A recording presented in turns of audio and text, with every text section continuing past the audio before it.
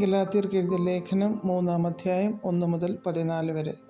ഹാ ബുദ്ധിയില്ലാത്ത ഗലാത്യരെ, യേശുക്രിസ്തു ക്രൂശിക്കപ്പെട്ടവനായി നിങ്ങളുടെ കണ്ണിന് മുമ്പിൽ വരച്ചു കിട്ടിയിരിക്കെ നിങ്ങളെ ക്ഷുദ്രം ചെയ്ത് മയക്കിയത് ആർ?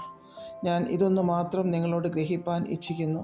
നിങ്ങൾക്ക് ആത്മാവ് ലഭിച്ചത് ന്യായപ്രമാണത്തിൻ്റെ പ്രവൃത്തിയാലോ വിശ്വാസത്തിൻ്റെ പ്രസംഗം കേട്ടതിനാലോ? നിങ്ങൾ ഇത്ര ബുദ്ധികെട്ടവരോ?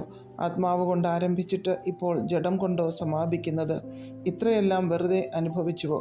വെറുതെ അത്രേ എന്ന് വരികിൽ, എന്നാൽ നിങ്ങൾക്ക് ആത്മാവിനെ നൽകി നിങ്ങളുടെ ഇടയിൽ വീര്യപ്രവൃത്തികളെ ചെയ്യുന്നവൻ ന്യായപ്രമാണത്തിൻ്റെ പ്രവൃത്തിയാലോ വിശ്വാസത്തിൻ്റെ പ്രസംഗത്താലോ അങ്ങനെ ചെയ്യുന്നത്?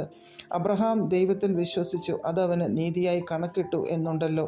അതുകൊണ്ട് വിശ്വാസികളത്രേ അബ്രഹാമിൻ്റെ മക്കൾ എന്നറിവിൻ.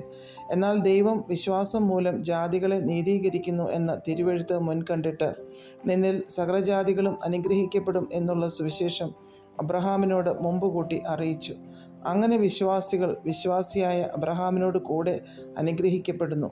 എന്നാൽ ന്യായപ്രമാണത്തിൻ്റെ പ്രവൃത്തിയിൽ ആശ്രയിക്കുന്ന ഏവരും ശാപത്തിന് കീഴാകുന്നു. ന്യായപ്രമാണ പുസ്തകത്തിൽ എഴുതിയിരിക്കുന്നതൊക്കെയും ചെയ്യുവാൻ തക്കവണ്ണം അതിൽ നിലനിൽക്കാത്തവനെല്ലാം ശപിക്കപ്പെട്ടവനെന്ന് എഴുതിയിരിക്കുന്നുവല്ലോ. എന്നാൽ ന്യായപ്രമാണത്താൽ ആരും ദൈവസന്നിധിയിൽ നീതീകരിക്കപ്പെടുന്നില്ല എന്നത് സ്പഷ്ടം. നീതിമാൻ വിശ്വാസത്താൽ ജീവിക്കും എന്നല്ലോ ഉള്ളത്. ന്യായപ്രമാണത്തിനോ വിശ്വാസമല്ല ആധാരമായിരിക്കുന്നത്, അത് ചെയ്യുന്നവൻ അതിനാൽ ജീവിക്കും എന്നുണ്ടല്ലോ. മരത്തിന്മേൽ തൂങ്ങുന്നവനെല്ലാം ശപിക്കപ്പെട്ടവനെന്ന് എഴുതിയിരിക്കുന്നത് പോലെ ക്രിസ്തു നമുക്ക് വേണ്ടി ശാപമായി തീർന്നു.